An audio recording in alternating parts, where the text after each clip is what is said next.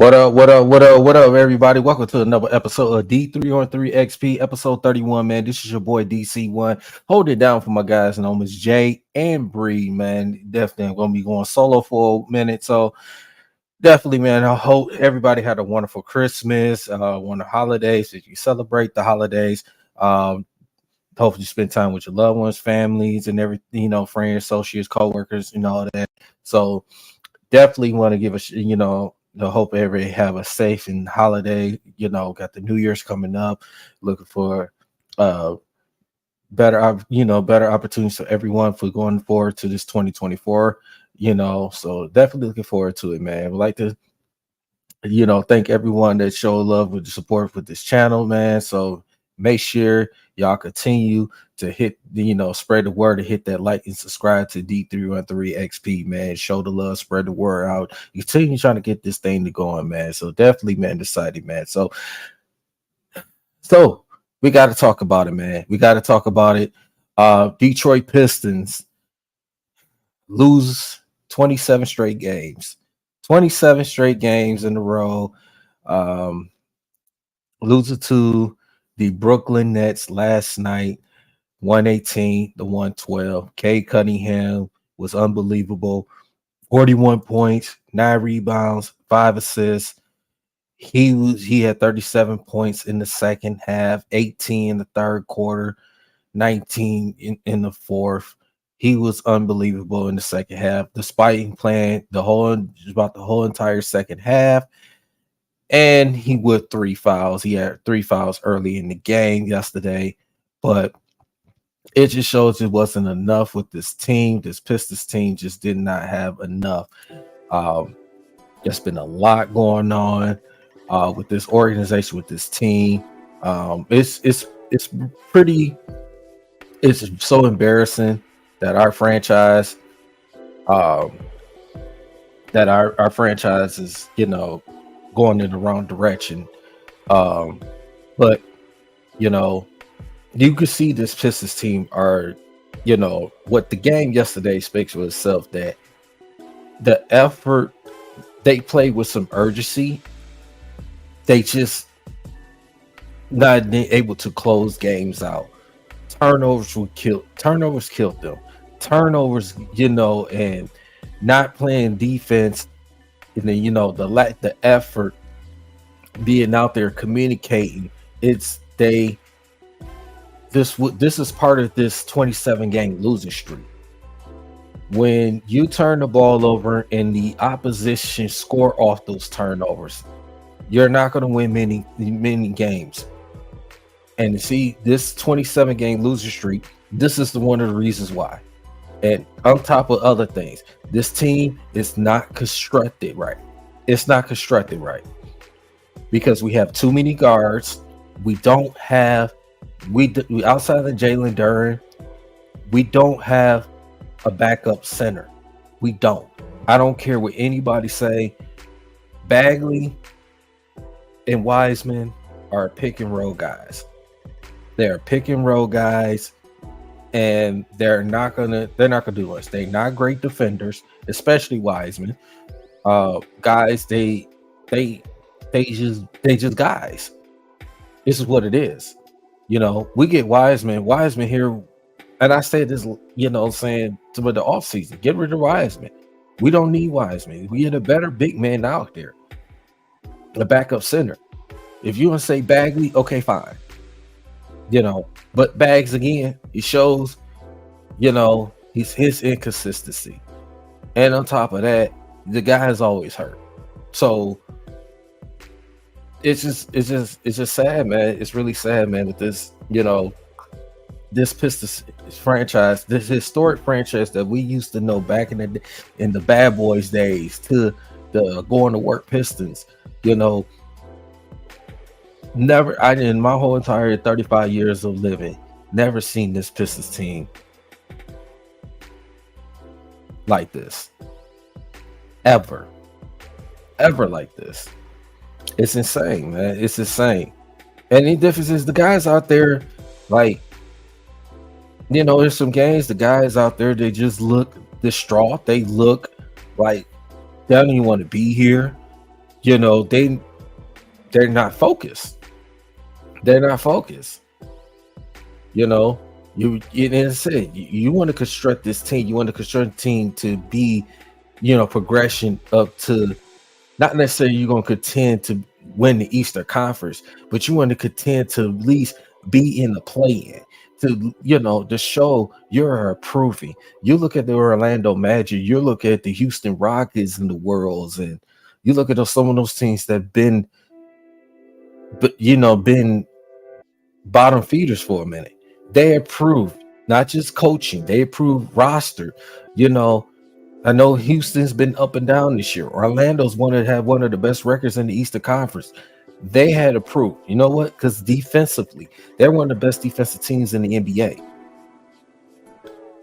And we look at this Pistons roster, we have so many guards on this team, and we don't have a wing, and we don't have a legitimate big man outside of Jalen Duren that can help, to improve this team. So what is Monty Williams supposed to do? Yeah, Monty Williams is supposed to be a better coach. You're supposed to, be the best coaches in the NBA, which he is. He can coach. He's a good coach. I don't care what anybody say. Monty Williams knows he can coach. He just need the talent. He just need better players around his system. He need players to, veteran players to help. Okay, Cunningham and Jaden Ivey to Jalen Durns and these guys. The veterans we have, no disrespect to Alec Burks, no disrespect to Bojan, no disrespect to Monte Morris and those guys, Joe Harris. Those not veteran leaders that used to winning. They used to winning. Been in the playoffs multiple times. Been in the finals. Knows what it feels like to win games. It is unfortunately we don't have the veterans that can help groom this young roster that we have, this young core. So, this is almost like last year when we had Corey Joseph and Rodney McGruder. Those veterans, those are 10, 11, 12 men bench players. They're not going to help this. They're not going to help this roster. This team is constructed.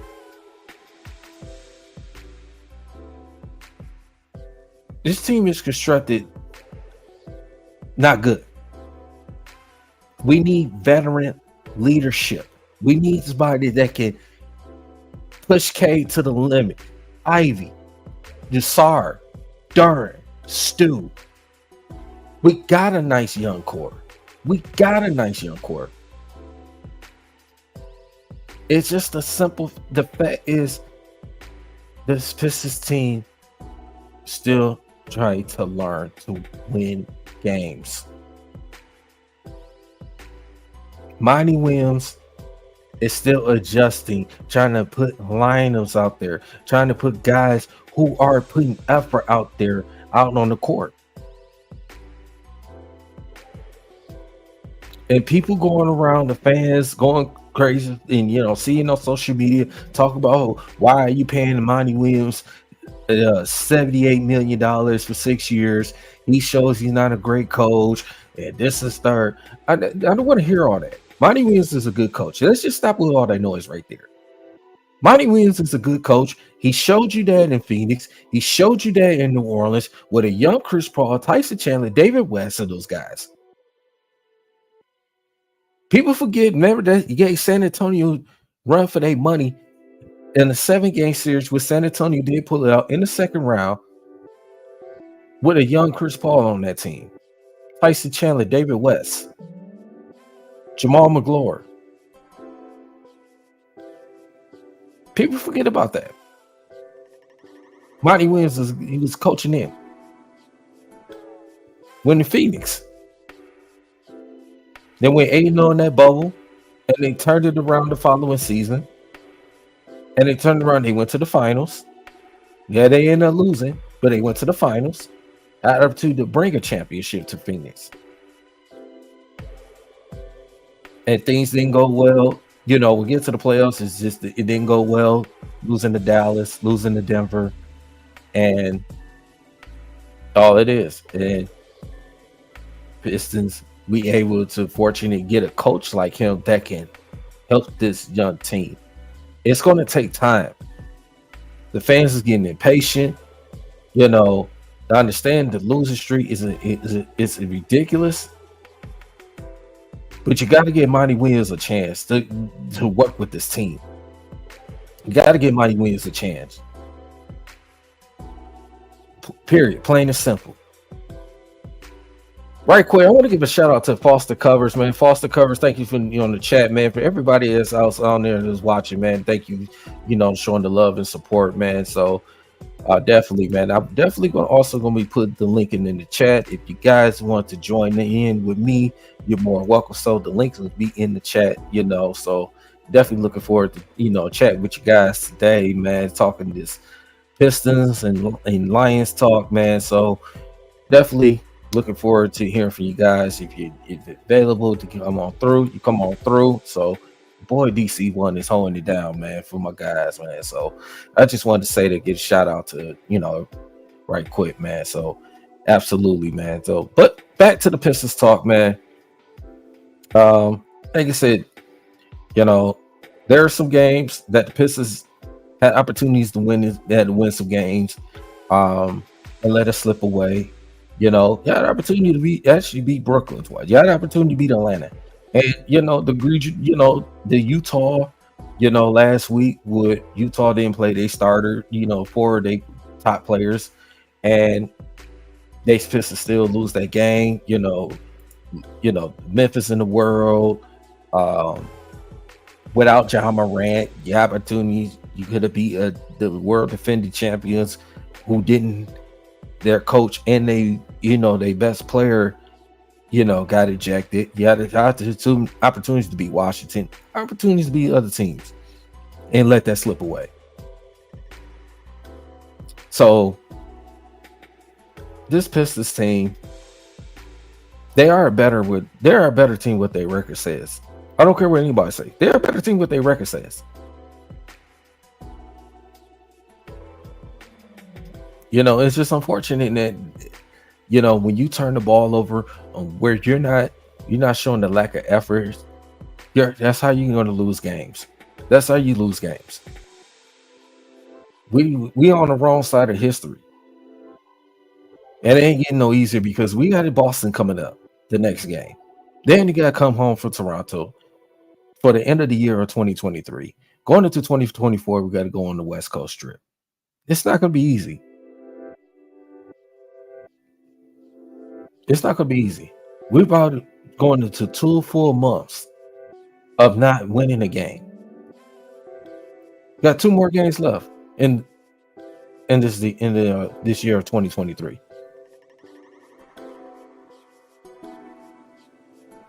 Could they get a win? Well, who knows? Who knows? It's the NBA. Anything can happen. Who knows? But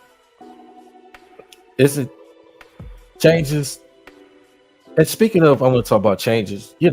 Tom Gordon, had a little quote unquote so-called interview, whatever it was. Talking about changes is coming. Changes is coming. But the problem is, it should have been some changes a while back. It should have been changes a while back.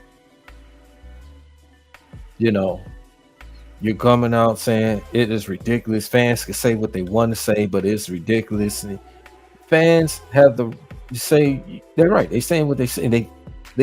These fans are passionate about our basketball team. Do I agree about what they're saying about sell the team? No, I don't agree with them. But I understand how they're feeling. They're frustrated. They're upset. Because we're watching people going down to these games at the LCA, spending hard-earned money, working money, buying products, and to the performance that we see out there with this team. I understand the fans is upset. I understand they're frustrated because they're tired of this losing streak. They're tired. You watching the game at home, whatever you're confined, listening to it on the radio, driving, out and about. They're tired of hearing Pistons is, losing. They're tired of it. I understand that. But we can't. They're not selling the team. That just Tom Gores is not selling the team. It's not happening. I don't agree. Like I said, I don't agree with fans saying that, but I understand why they're frustrated.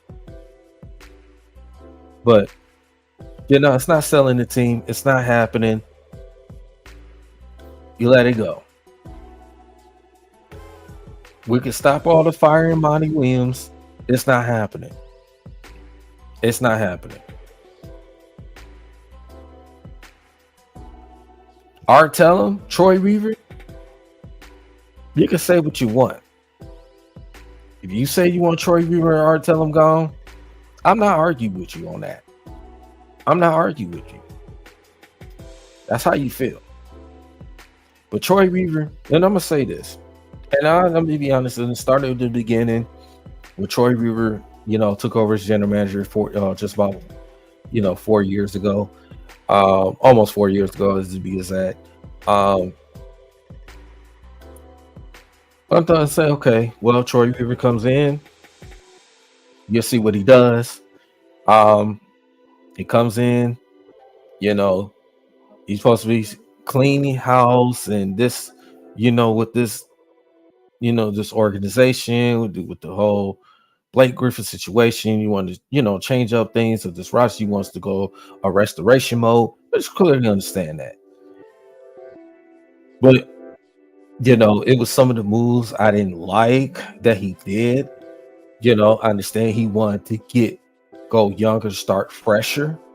It was just some moves. It's like I was really questioning about why did he make this move? Why did he trade this player away? A la Bruce Brown. I was a huge Bruce Brown guy when he was here with this Pistons team because he was a hustler. He was a guy. He brings that energy with this team. He was for me. He was good with Dwayne Casey, even though I didn't like what Dwayne Casey was playing him at the point guard position at times. But he brings you that energy. You shifting them away for pretty much for nothing. You trade him away. You bring in, like you said, you bring a guy like Jeremy Grant, the Mason Plumlee. The Mason Plumlee situation didn't work out. You bring other guys. You trade away Luke Kennard. You trade, so you let Christian Wood walk. All these things, and I was upset. I'm like, okay, this is this Pistons team. Yeah, they made the playoffs in 2019. I think they should have gave him a fair shot of let's see how this roster goes. I was one of those like, give it this roster opportunity a chance because we made the playoffs in 2019. We got swept. Okay, maybe we go into progression mode next, but instead came in, okay, we're gonna start this thing over. But I didn't like some of the moves that he did at all. It was just like, I was just upset with Troy Weaver. I just like, he doesn't know what he's doing. It was me. I'm not gonna admit to that. I can admit to that with Troy Weaver. I didn't think this guy knew what he was doing, all this stuff. So, but again, I just like, okay, Troy Weaver, he don't know what he's doing. Get him out of here. I was like, this guy don't know what he's doing. But then when he was drafting young talent, he was drafting like Sadiq Bey and Stu and Killian Hayes and and then we turn around and get the number one pick. We get Cade Cunningham, then we get Ivy, we get Duran, then you turn around, we get Asar this year, and Sassler.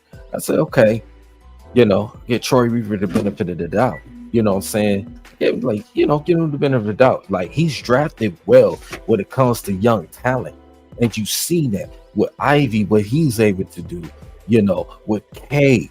with still getting that contract, extension of 4 years, 64 million. That I understand, what I'm saying? Like, he has drafted well when it comes to talent. It's just that now is the issue is constructing the team together with this young core. That's been the issue. I mean, now it's like even last year you traded Sadiq Bey, a guy who like one of the guys that we drafted that can shoot the ball. You drafted him, but then you traded away to trade him away for Wiseman that can't even stay healthy. You couldn't even get get on the court with Golden State. He looked lost. You claim talking about you want to go bigs, but he's not the type of big that we need on our squad. It's just plain and simple. It was a bad trade, and it's showing that it's a bad trade. Okay, you would bring in Marvin Bagley, but the problem with Marvin Bagley, he's not a bad player. He's not terrible, but he can't stay healthy. It's like it's really Jalen Derlin, and then when he's hurt, you got to rely on Stu. And Stu is not a center, but he has to play the center position at times. It's just, with Troy Weaver, what he is doing, what he is doing to this,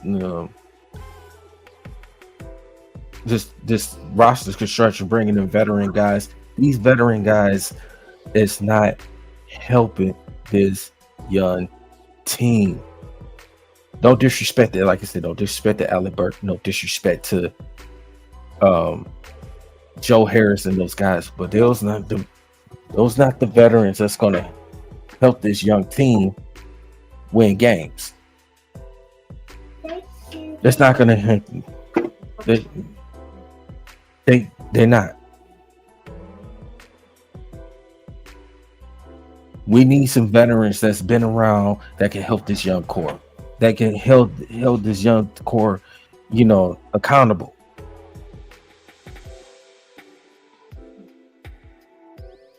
It's just sad, man. It's really sad. It's really sad. Kina, what's going on? So, thank you for watching the show. Dynasty Sports Network, man. Dynasty Sports Network. Make sure y'all hit that like and subscribe to their channel, Dynasty Sports Network Detroit. Make sure y'all, hit that like and subscribe and follow them on all social media platforms as well. Make sure, my Big Willie Styles, Big A, Culture Boy Juan, King, Cass. Make sure y'all hit that like, subscribe to their, channel as well, man. Show the love and support, man. So definitely, man. Oh, you got Big Willie Styles in the building, man. Big Willie Styles in the building coming through in this show, man. Big Willie Styles, what's going on with you, brother? So that's what we doing. That's how we starting the show off, man. We talk about Listen, bro. Listen, man. Yeah, listen, man. We can get the negative out the way, man. Then we could talk positive. Of course. Listen. It was inevitable. Like, I know we've been ducking it. Not really ducking it. It's just prolonging it of having to have this discussion because you just didn't want to have the negative overtones of what's going on. But I tweeted out yesterday, like I didn't want this for the Pistons for real. Like the Detroit teams have too many negative, adaptations around them already, and this is just another notch on the belt. So, listen to what you're saying. I had to go through like several, thoughts in regards to the state of the Pistons franchise itself. And to be honest, I know they're looking for who's to blame in regards to this. And I'm gonna shock some people, but part of the blame is the fans. And the reason why I say that, because we've been doing this show for years, DC. You've been right there with us, and I've been saying for years, when guys were wanting to trade away the players and personnel that we have for draft picks.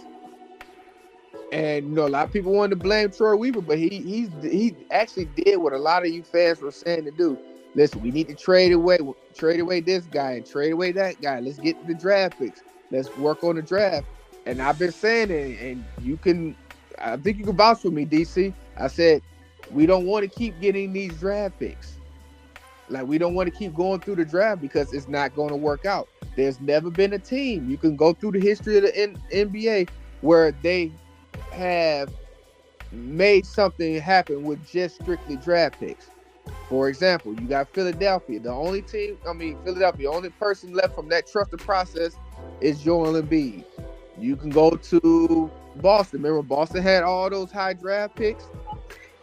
And you see there's only two of the guys left from that. You can go with Brooklyn. Brooklyn had all the draft picks, and they ended up just trading all that away to try to get the big three over there. And that was my whole premise of saying, listen, y'all too excited about getting draft picks, but the issue with getting those draft picks is that you're trading away experience, and that's what this team is suffering from right now, is the inexperience.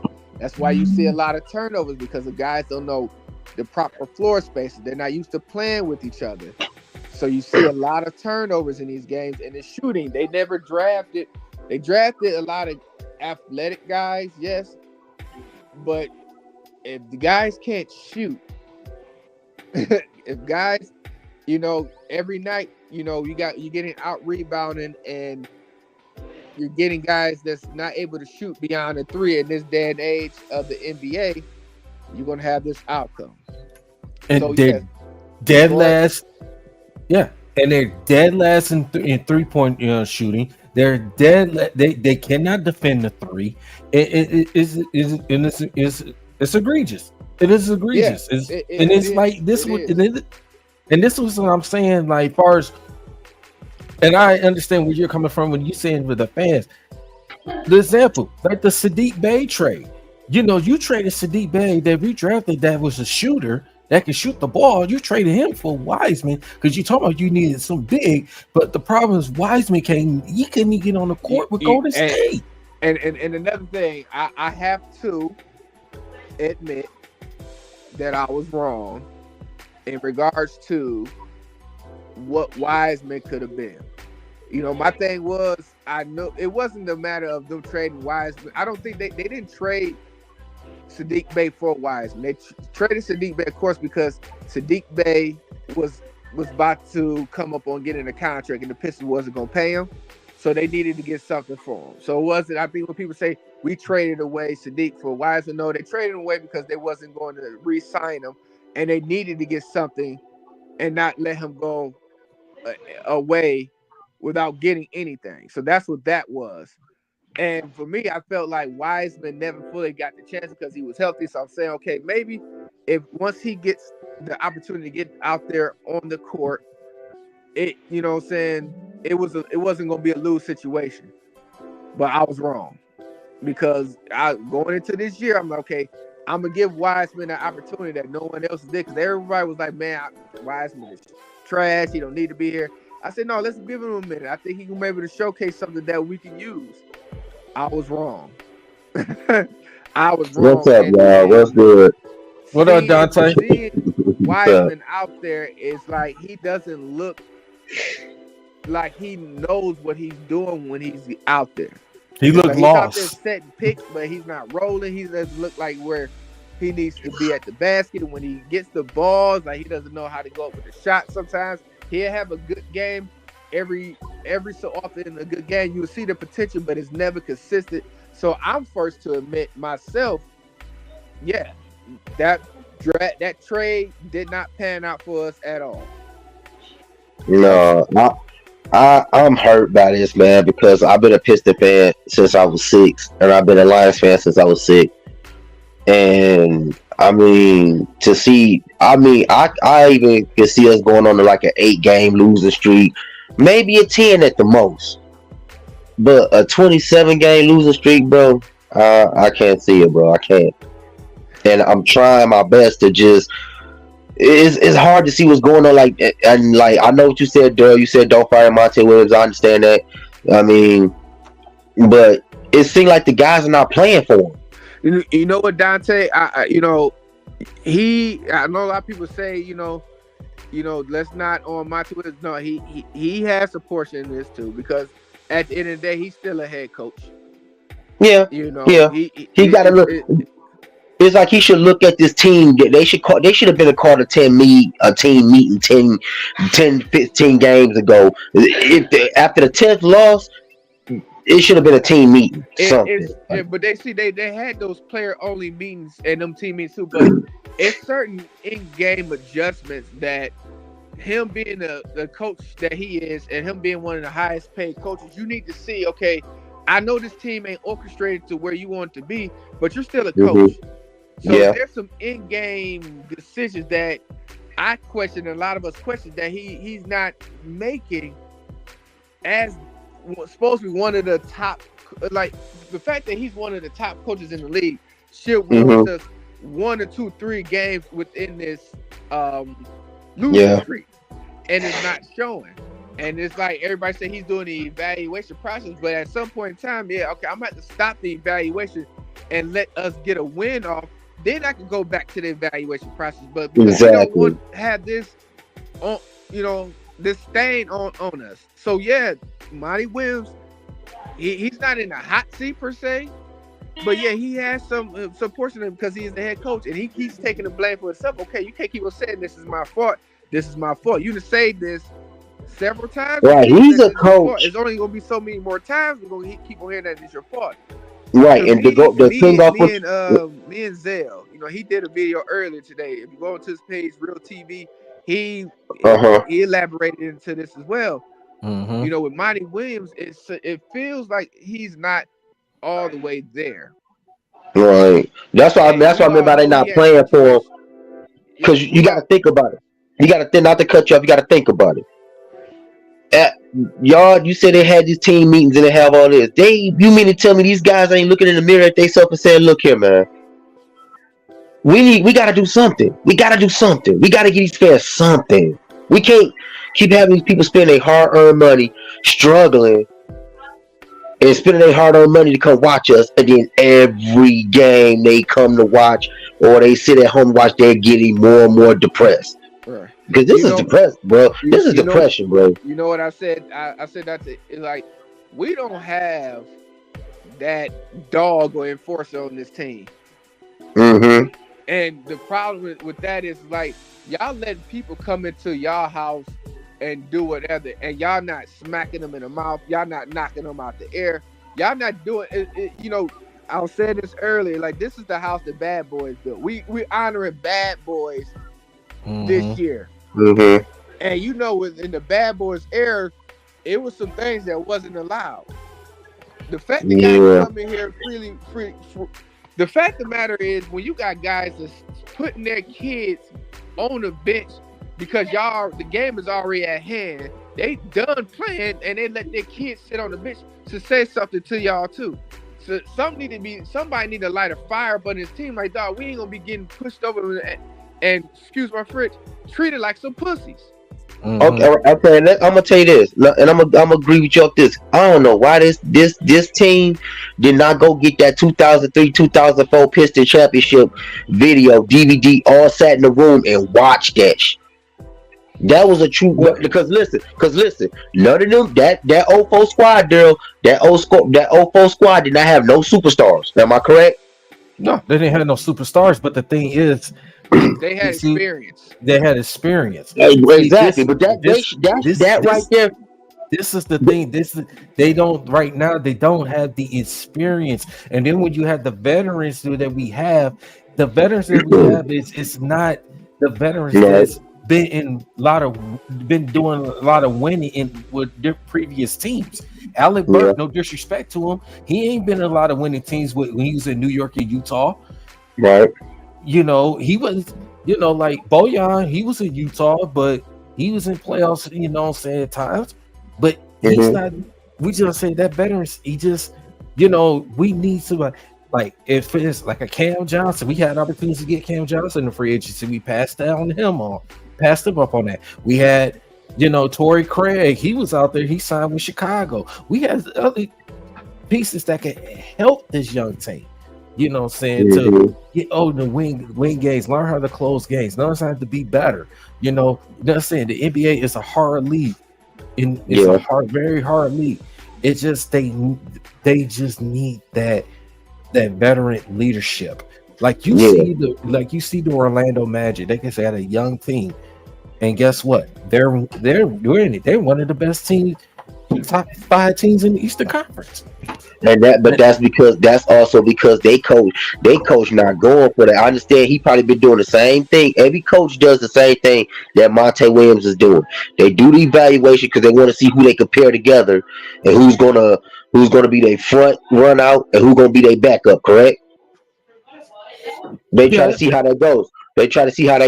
I understand, but after like the 10th loss, bro, and y'all ain't came off a win yet, something got to be fixed, bro. Because Tom Gorsuch can say they hate to hear to sell the team chance, but these are hard-earned people. He got to understand they spent their hard-earned money. That money could have went somewhere else.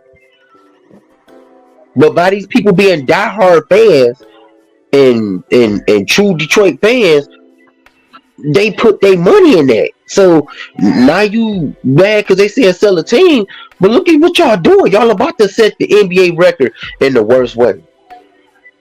I got a question for you. Do you even think that they're going to even win another game? Eventually, Just be honest. Do you really think? Eventually, yes. I thought they had it last night. They had. We could say about other. We say about the other few games. They had an opportunity to beat Atlanta. They had an opportunity to beat Utah. Yeah. Well, Utah didn't even play for the top. Bro, that pissed me off because it was like 8 Utah players missing, bro. That was like, you know what that reminded me of? What? That reminded me when the Lions lost to the Packers. Oh man, Packers was missing people. Yeah. We wasn't missing nobody. Okay, we was missing CJ Gardner. We was missing who else? Him and it's another person we was missing. We was missing like maybe 2 people. The Packers was missing Aaron Jones. They was missing who else? They was missing a couple of their offensive linemen that was stars. Like they was like, bro, they was missing people.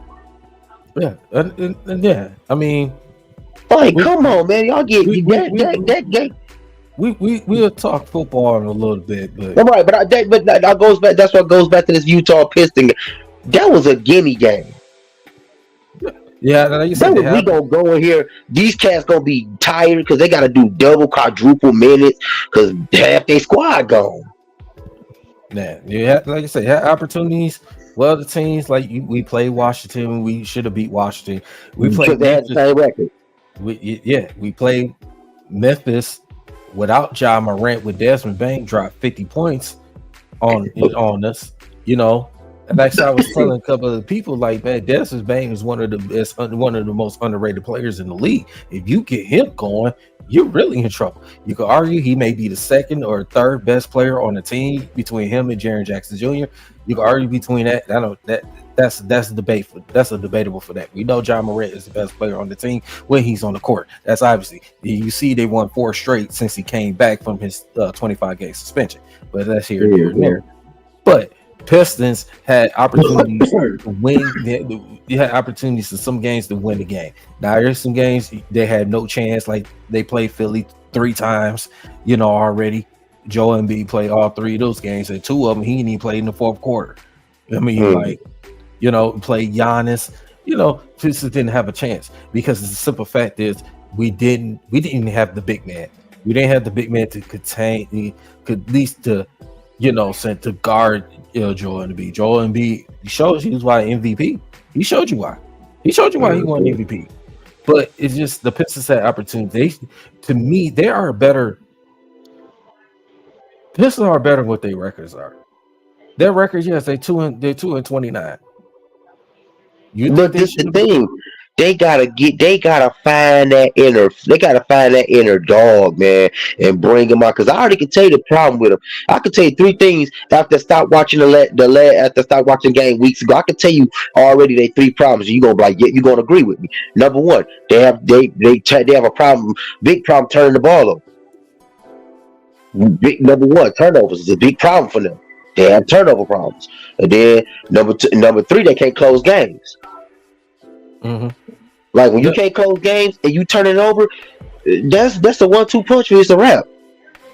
Yeah, it's a wrap. And rebounded too, and especially when you and rebounding. You know, I was just gonna get to that. Yeah, rebounding. And you know, we're one of the worst rebounding teams in the league. Just know why? It's simple fact.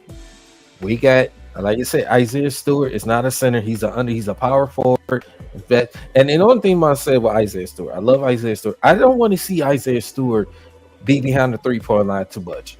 I don't want to see Isaiah Stewart taking too many threes too much. I want Isaiah Stewart, get your butt back down there in that paint. Go grab those rebounds. Go out there, play defense. Go out there, get them tip-ins, get them offensive rebounds. He need to get an offensive back to the rim game badly. But see, that's not his. And I understand it, but that's not his type of game. But see, I think Isaiah Stewart just needs to get out of that 3-pointer, and I think too. You know, a lot of people. That's the thing, though, too, bro. He needs to make it his game. He needs to make that bad because you keep pulling out to the 3-point line, bro. You're not knocking them down. We losing games because you're the big man. You're supposed to be down there anyway. Why are you way the hell out there? I know what they're trying to do. They're trying to put another big man out there, but that's stupid because you still gonna have a forward floating around there. You're gonna have a power forward and a small forward floating around there. Because two of your bigs is gonna be out on the perimeter. You can't do that.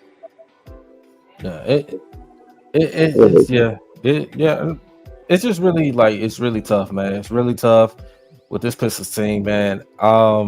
But my mama be rolling in her grave right now, bro. She see how the team play, bro, because she was a Piston fan, bro. Like, I'm talking about the lady would watch these bastards lose live in front of them on the court and go home and turn the TV right back on and watch the same game she was just at. Yeah. Like, bruh, come on, man. It's like, dude, y'all are all you like you said, they not a 2 in 2017, but they have to look at themselves in the mirror and say, look, man, enough is enough. We got to do something because right now we the laughing stock of the NBA right now. Yeah, and that's not good. Yeah, I don't think they gonna win another game, man. Because if they ain't fixed it by now, I think eventually they'll win a game. We just don't know when. Who knows? You know, I'm not saying it's going to. It was messed up to hear King say that. That messed me up. Because King is like, everything King is like one of the most positive Piston fans that tell all these fans, slow down, chill out, don't panic, don't hit the panic button, don't go out screaming, don't have a heart attack, chill out, calm down. It's just temporary. Bro, to hear him say, I don't even think I consider us winning another game. That was heartbreaking. Well, it's not just him. It's just, you know what I'm saying, a lot of the Pistons fans, a lot of Pistons content creators, you know what I'm saying? Me personally, like I said, we just don't know when. You know, what if it happens, they turn around? I don't think it's definitely going to happen. What if you turn around, you go to Boston and beat Boston? With the team that got the best record in the NBA. That can happen. That can happen. But these are the three things that need to happen for that to be pulled out. They need to play top tier defense that can shut Boston down, that can make Boston miss. They have to grab the rebounds, and then they have to get some transition buckets. And they have to get some crafty passing. Crafty passing creates spacious open shots. You don't hear that? Them three don't click. You lose. Period. You lose. So I mean, they got the weaponry to do it, bro. Because K been going off. Yeah, and but this the thing. He can't do it by himself. He can't do it by himself. And there's another thing too. he need the spacing. I think that what it is, too, is like we don't have the spacing for to make it more opportunities for say K to get the ball out to those shooters. We don't have enough shooters right now. We don't really have the shooters. I like too, I think they should do more, have Ivy be the ball handler and let him run the offense at times, so to have K play off the ball, so that way it makes it a lot easier, but K don't have to do too much. Same like when they what's up with Marcus Sasser? Sasser has played, but you think Sasser has to play at times, but Sasser's still a rookie. He's going to take some time. You have to learn the game. That's like you say with the template. Killian's been out, since last few games due to illness. So now that boy got that COVID. Fucking dumb shit. That boy got that COVID. We not gonna go that far with that. But I'm just saying, man. It's out there, shit. I ain't trying to be funny, but you live in a D. Come on, man. I will be saying. You think I'll be saying this as Kelly was playing with the Clippers or the Lakers? Hell no. We never know, man. But Killian, him being out, you say you're asking Ivy and K, they can play more. And then the thing too with those guys too, one of the games that K had six turnovers alone, and Ivy had 5. When you had your ball handlers turn the ball over like that, that's another thing, recipes for disaster when you lose games. When you turn the ball over and give teams opportunities to come back and win to take over and win the games. That's you're not going to win that many games. Like you look at yesterday's game, the Pistons had started off in the first quarter, which you see a lot of the games they've been starting out good in the first quarter, and then they turn around. Once they get that one turnover, it turns a whole domino effect. Sometimes too, when you look at yesterday's game, Pistons had a 14-point lead in the first quarter early, and then when the bench came in, you started to see Brooklyn was making their comeback. You saw them; they was trimming the lead down. Even though the Pistons they went into the first quarter with a few points, but you saw the momentum started to shift. And this once the second quarter hit, the second quarter is like you saw Brooklyn was picking up that momentum. Pistons was turning the ball over. Pistons was not getting back on the Pistons was making silly fouls with Ivy and K both getting 3 fouls in the first half. Now you already limited to Boy, they need to call Rip Hamilton and Ben Wallace and Rasheed and get them in there and have them something, bro. Because come on, man. Like Rip used to have people used to hate. I read an article that a lot of NBA guards used to hate to check Rip Hamilton. They used to hate it because they like, here I am, finna be running around this mug, super tired. Because I gotta guard his ass, and he was one of the better men to move without the ball. Because he was gonna make you run. You running, bro, and trust me, I knew something was wrong when he tired out Reggie Miller. Yeah, I was like, well, you know what I'm saying?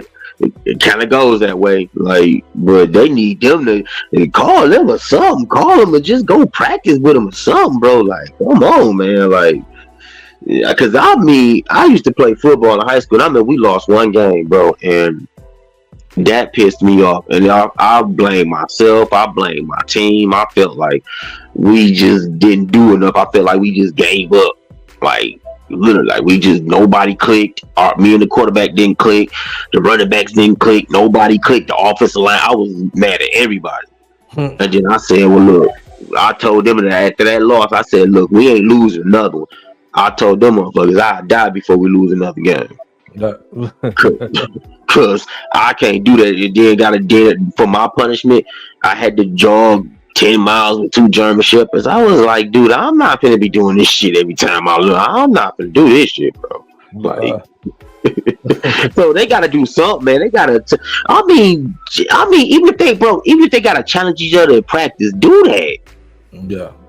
Yeah, That's gonna bring something out. I think, yeah. Then see what, and now we looking to see what this Pistons team is going to do going forward. Like I said, you know, I wish the fans would go out to stop saying fire Monty Williams, sell the team. It's not going to happen. If you want to argue talking about fire Troy Weaver and fire Art Tellum and all that, I'm not going to do that. I'm just not arguing with that. I'm just giving you the fact that why the fans are saying that. The fans, this is like, Daryl, if you look at our season, I'm talking about from when Isaiah Thomas and them played all the way to we won our 3rd championship, all the way to now. You will see that this team has been rebuilding for over a decade now, and they still rebuilding because that 04, that 03, 04 core is gone now. Yeah, I mean, the league, plus the league has changed too. I want to read this comment right quick. I want to read this comment too. Go ahead, brother. Okay, undersized, and he would not play out of position. Corpus fat, he shouldn't be on this team. Also, your point is Zay doesn't shoot threes. He has no place in the league. Okay, I get where you're coming from, and shout out to Arcs and Angel, man. Welcome to the chat on the show, man. Shout out to you, brother. I get where you're coming from, but you also got to understand too that I don't need him constantly going behind the 3-point line shooting threes. I don't. Right. Isaiah, I know he had to work on the game, work on the shooting game. You know, when he came into the league, because he was just a guy. He was, he came in. He was a rebounder. He was a defender. He was this big body guy.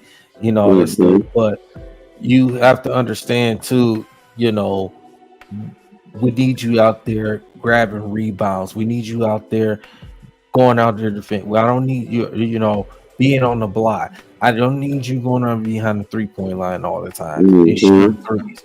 Every now and then, if you're open, you're going to shoot threes. Or you feeling it or something, you open, go ahead and take that shot. But don't make it 90% of your game, 80% of your game, and then because you was a big man, you ain't even supposed to be out there technically. Yeah, I mean, you're not a Porzingis, you're not those type of stretch 4 and 5s. Hell, I don't even like Anthony Davis shooting threes. But you know who started that, right? You know who kind of started that shooting 3-pointers from this Anthony Davis. He started that because he was okay. I got this offensive game a little bit. Let me try to.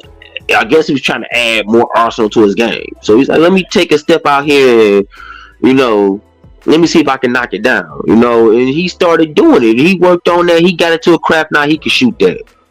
Like, he's a threat when he's out there. You have to really guard him when he's out there. Like, you can't just leave him wide open. Like, he's just a center. He gonna miss it. He's not a Zion. You can leave Zion out there to shoot that all day, and he gonna clang it. Or you can lose. What's my man name? Jonas. What's his name? Jonas Julovicius or whatever. You can leave him out there. He'll clang it. Clang. Okay, cool. You couldn't do that with a Paul Gasol. Yeah. Or you couldn't do that with an AD. They gonna hit it because they've been working on it. Yeah. Shoot, I'd be scared to even leave Andre Drummond out there. Speaking of Andre Drummond, I'm glad you brought that name up. Andre Drummond yesterday, the Chicago Bulls. He's a backup. He had 24 points and 25 rebounds. Can I say that again? 24 points and 25 rebounds. And remember, he's your backup center. Why the hell is he not starting? Nikola Vucevic. It's they start. I got it. All right. I can't. You know what? That's a fair win argument. I can't argue. Andre Drummond. The way Andre Drummond play, I wish we would have him as our backup center. I'm gonna give you some old school news. The day before we got rid of Andre Drummond, I know the last team he played before we got rid of him. He played the Nuggets. Here, how I know? Because I was at that game with my stepdaughter, and we watched him go retarded.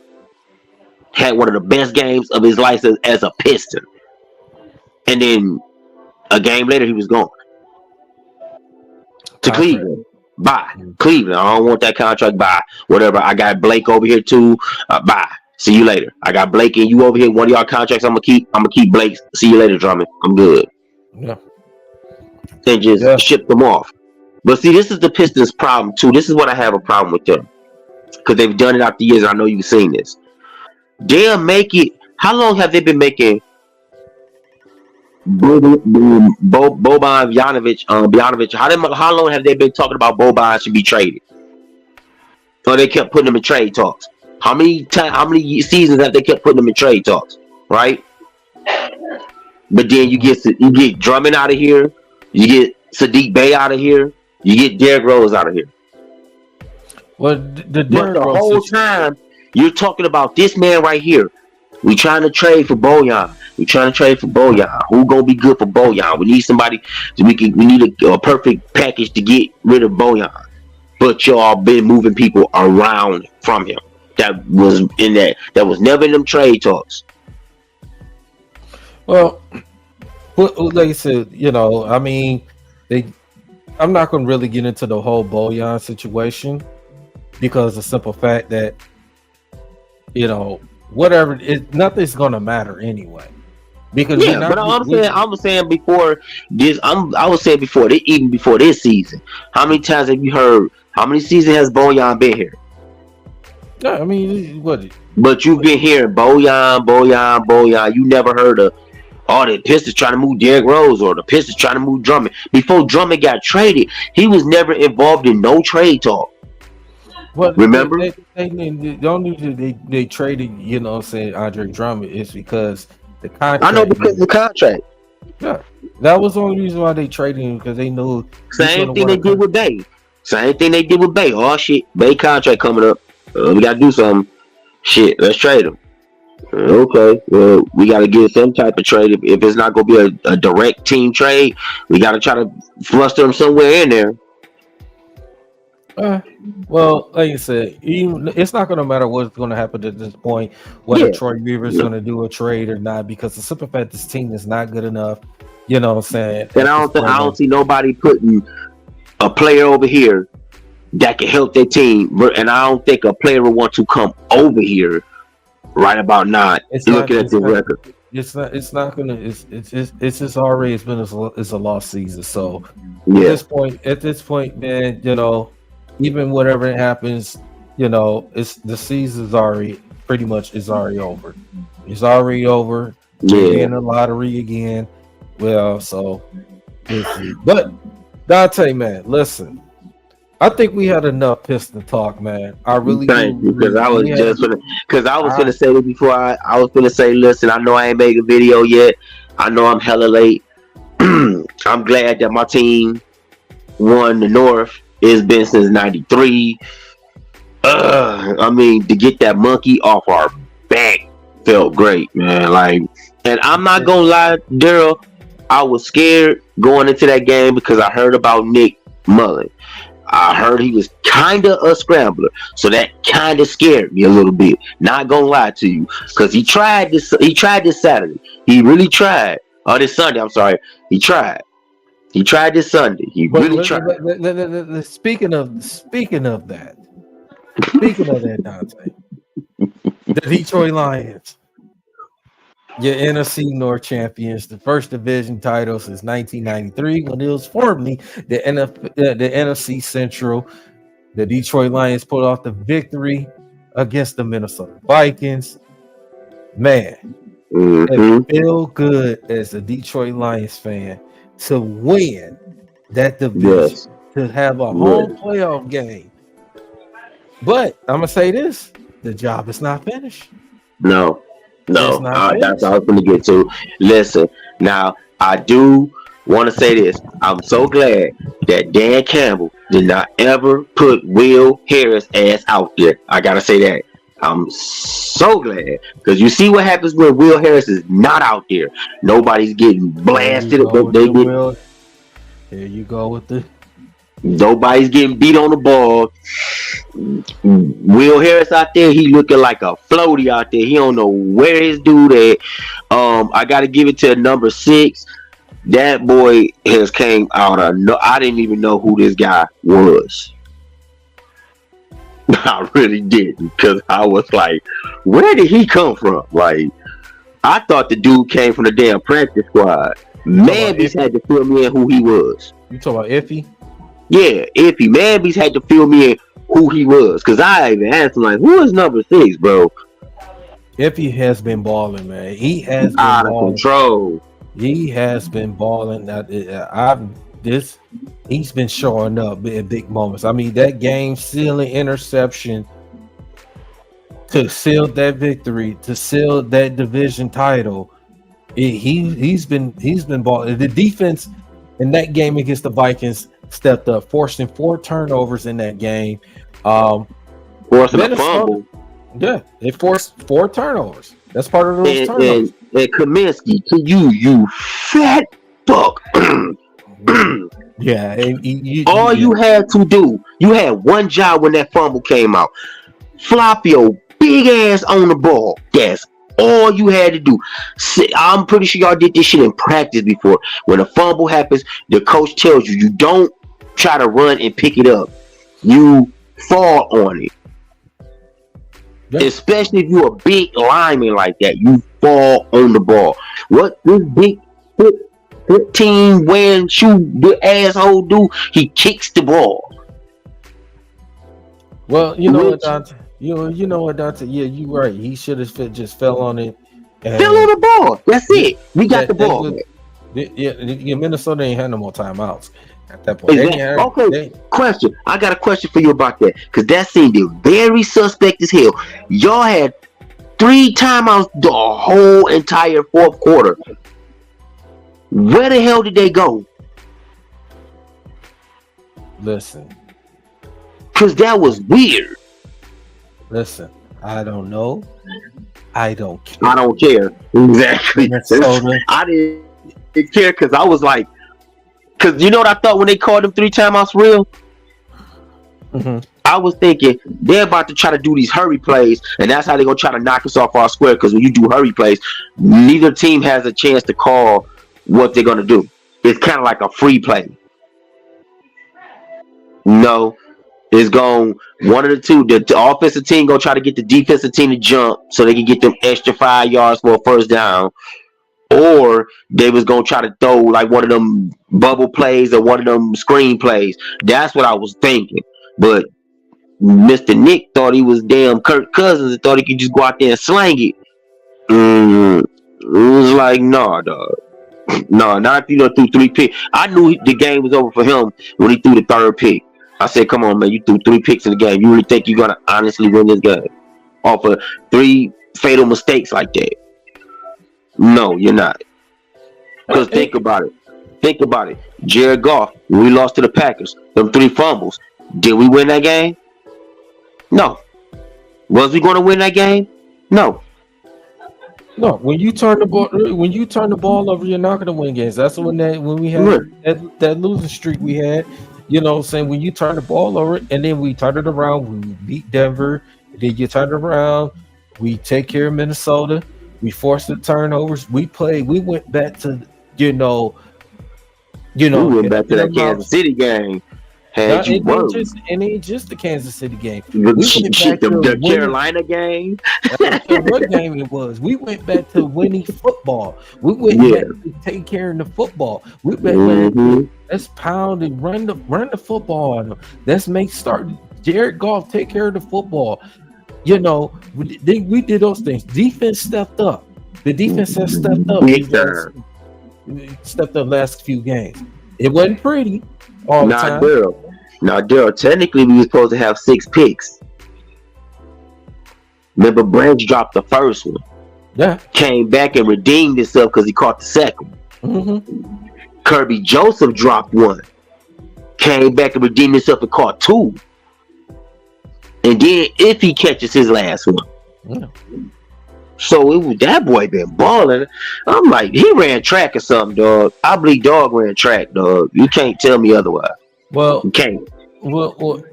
he's one of the. He like you said, he's a third-year player that was drafted in the Brad Holmes. You know what I'm saying? And like you Where said, did he come from? I can't remember what school he came from, but I'm gonna have He's to. nice. Yep. But yeah, he sometimes it takes players that get drafted. Sometimes it takes some time for them to get, you know, in the rhythm in the game. So, yeah, because Tracy Walker got benched. Yeah. Thank you, Owen, for Thank you, sir. He an orange man. Oh, he an orange man. Owen, for clarifying that for me. Owen, please, 16, thank you. Owen 16 holding it down in the chat, baby. Owen 15, shout out to you, salute, brother. Shout out to you. Yeah, but you wasn't at work on 16. You could have come and joined the chat. Anybody that is watching, man, you know what I'm saying, that's on the chat and they're willing to join in. The link is in the chat, man. Come in and join your. I'm glad you said that too, because I remember you was talking about the Pistons last time, and I wanted to jump in. I was actually out driving too, and I wanted to jump in that bad boy.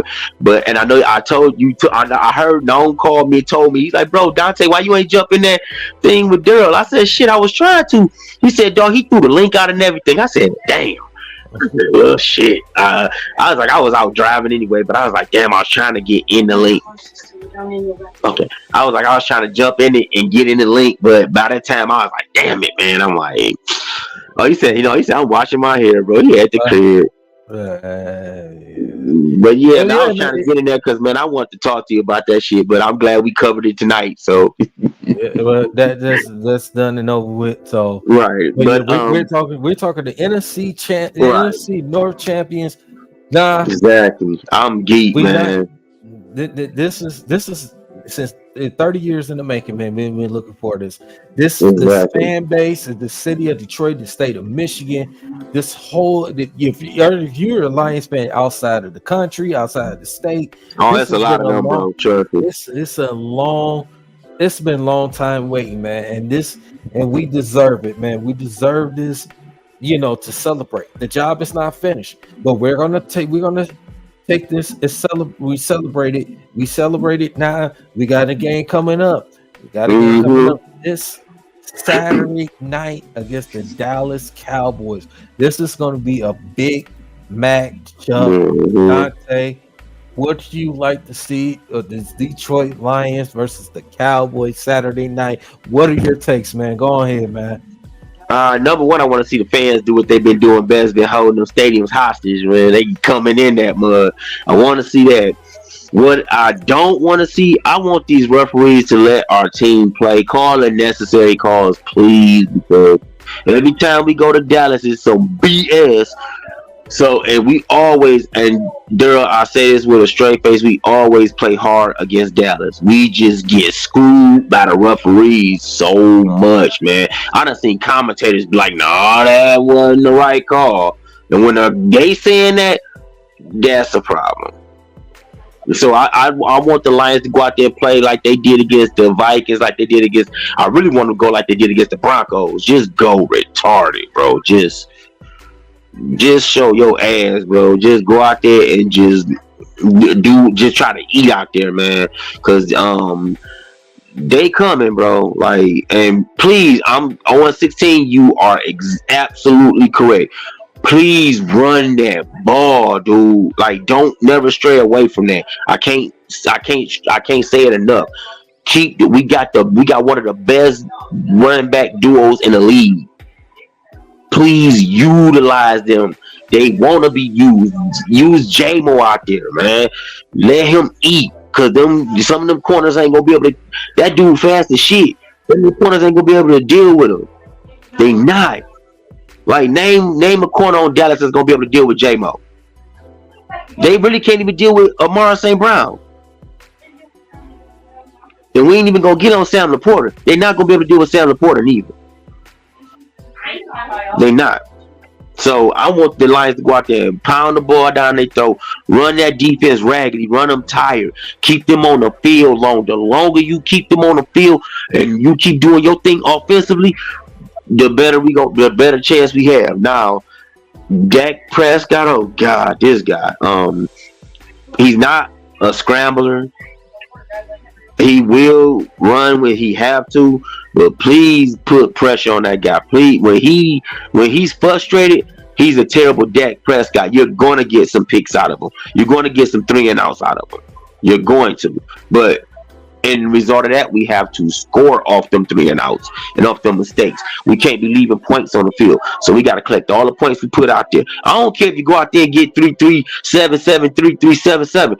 Long as you're out there battling, you got that defense on the field. That defense should be on the field at least 30 minutes of the game, so they could be dead tired. Because if you got them out there that long, I don't see them beating us. Even with the referees trying to help, I don't see it. I see the refs like, look, we tried to help y'all.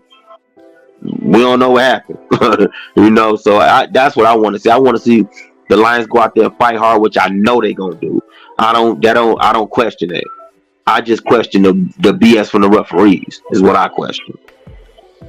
So that's my thoughts on it, man. I ain't gonna predict no scores because last time you do that, when you do that, you setting everything up to failure with that one. So Daryl, what do you want to see out of this? What do you want to get? What's your take on this game? Well, I'm gonna say this right quick. I'm gonna try to pull up the screen right quick. Okay, now take your time, bro. Shit. I have a little different. My screen acting up. It's my screen acting up. Man. Screen acting up right quick. I know why it's not giving me enough time. Calling my damn cat. With my cats. Come on, boo. Come on, man. Come on. Cat's being goofy, bro. Oh, he done went out, but left me in this bad boy. Dang. What? Come on.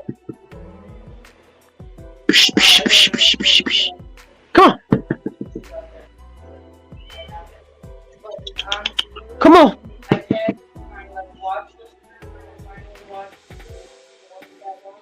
Come on. Daryl went out for a minute. He trying to set his stuff up. He probably gonna pop back in.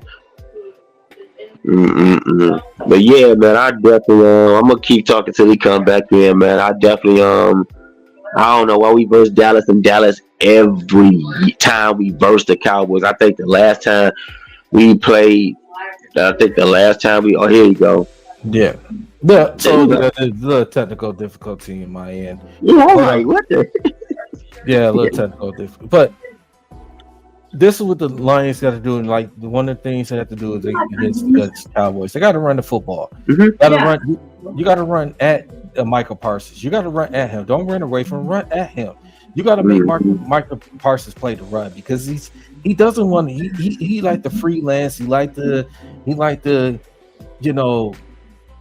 you don't want to make his game easy. You want to make it difficult for him. You tire him out. You tire him out. You know what I'm saying? You frustrate. You had this oxygen sitting on the, breathing for oxygen. You have him go on the sideline time. You wear him down. Yeah. You wear him down.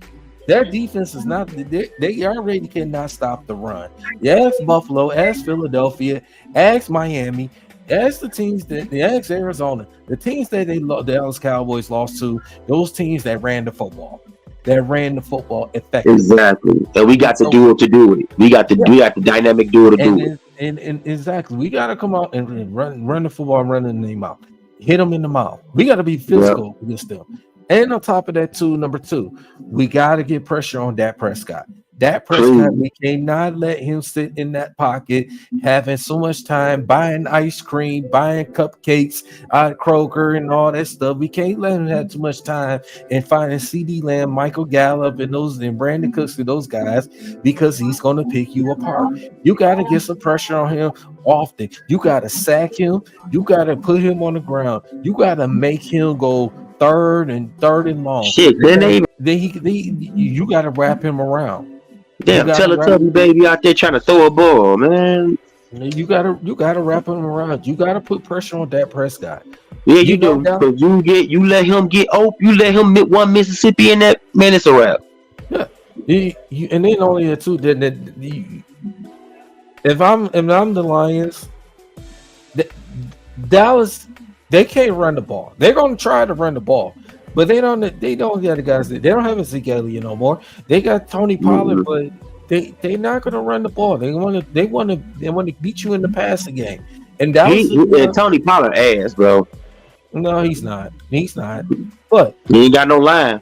Let me tell you that. Because all the times I seen Philly do to him. well, let me get my thought, Dante. Let me get my thought. Then I'll let you finish. But the keys, like I said, you gotta make sure you get, like I said, continue, you get pressure on Dak Prescott often. You frustrate Dak. You frustrate Dak to the point that Dak is going to throw. He's going to turn the ball up. He's going to throw you a pick or two. He's going to throw you a pick. You got to get pressure on him. You got to play solid defense. You can't make mistakes. You can't give them free first downs. When I say about free first downs, you know what I mean. Penalties. You can't get those type of pass interference, defensive holdings, face masks, all those things to get Dallas momentum to, to their offense to score touchdowns. You got to get pressure on Dak. You can't. You make them wide receivers. You put pressure on those wide receivers. Mm-hmm. You put pressure on those wide receivers. Jam them up so he can't do nothing. Once he jammed up and they jammed up, he gonna have to take a fall. Or he gonna be throwing that bitch out of bounds. Or he gonna don't let him run either. Don't let him run. He's gonna run, try to get first down. So, and another thing too with the Detroit Lions, take care of the football. You take care of the football. Take care of the football. Don't you know what I'm saying? And don't commit silly penalties. You got to score touchdowns. Because Dallas, when they get in the offensive rhythm, they're going to try to score touchdowns. You don't want to be falling behind because they've been undefeated at home this entire season so far. This is their last home game. I believe the Detroit Lions, those things they have to do, they cannot turn the ball over. You got to force Dallas to turn the ball, and you got to run the ball effectively. Ben Johnson has to go out there with the play calling. He has to do it. He has to outcoach Mike McCarthy. Him and Dan Campbell have to outcoach Mike McCarthy. Mike McCarthy, he's calling the plays on offense. You got to outcoach this man. Let me ask you a question, bro. Did you see that last game with Dan Campbell against Minnesota? Didn't that motherfucker look like he wanted to drink a 12-pack? I got to lose this fucking game, bro. He's like, we cannot do this shit, bro. We done came too far by faith to let this shit happen. He was ready as hell. He looked like he needed a 12-pack right then. Like he looked like he was about to turn the damn Ben Johnson. Like you got open that cooler, bro. Like open the cooler, bro. Like I was trying to hold off but yeah, man, you gotta stop their run game. They're not gonna run too much. Because I'm gonna tell you, that's what I was trying to tell you. Tony Pollard against the Eagles. Tony who? Where was he at? Tony who against the Eagles? Where was he at? He was absent as hell. He didn't do nothing. Dallas. They not gonna run the ball. They not a good. I know they're not. They're not gonna put their trust in him. But they looking at Lions has probably got one of the best run stop defenses because that's why teams don't run. Minnesota didn't run against us like that. Tell me I'm lying. They threw the ball majority of the time. They threw it. It was like hell no. Yeah, but yeah, man. And we supposed to be getting. I don't know if we supposed to be getting CJ Gardner back right this game. He's gonna be ready. He's gonna be ready. He's looking forward to this game. Oh, that nigga gonna go out there and show ass cheeks, bro. Dallas ain't gonna know what hit their ass. Like shit. And this is the opportunity. Then another thing, this is opportunity for Lions to able to win this game, because now if you win this game and then win next week, and the scenario, the lowest you could go is the third seed in the NFC. Yep. You can go number 2 and possibly number 1. Now, if you want to get the number 1 seed, you're going to need San Francisco to lose one of their last 2 games or both of their last games. Now, the 49ers got to play Washington. That should be a win. Then they got to play the Rams at home against the Rams, but that's not going to be an easy task because the Rams is a division rival, and plus the Rams are still playing for, contain their playoff spot in the wild card. So San Francisco are trying to close this thing to get the number 1 seed. The Philadelphia Eagles, my other team, the Philadelphia Eagles, they're trying to hold it on for the number 1 seed. They're got to win out, and they got to get 49ers to lose their last final 2 games of the season. So it's going to be tough. For the Lions, they have to win out, and they pretty much control their own destiny to get to the number 1 seed. If they don't get to the number 1 seed, they can still get to the number 2 seed. They just need the Philadelphia Eagles to lose, one more game. If they come to a tie, the Detroit Lions can actually Eagles ain't losing on next 2. Eagles got the Giants, bro, twice. They already beat the Giants. They got them again. Well, they got them again the last game. In the regular season, but they got Arizona that's coming up this week. So. They winning both for them, bro. Arizona suck. Yeah, but it's just the Lions had the opportunity. If they don't get the number 1 seed, they can still get the number 2 seed. And this, from my understanding, if the Philadelphia Eagles and Detroit Lions are both tied, the Lions would get the number 2 seed virtue of the better conference record than the Philadelphia Eagles. So it could come down to now. This game too is big too because, like you said, with Dallas, they're trying to fight to, for the division. You know what I'm saying? But unfortunately, they're not going to win the division.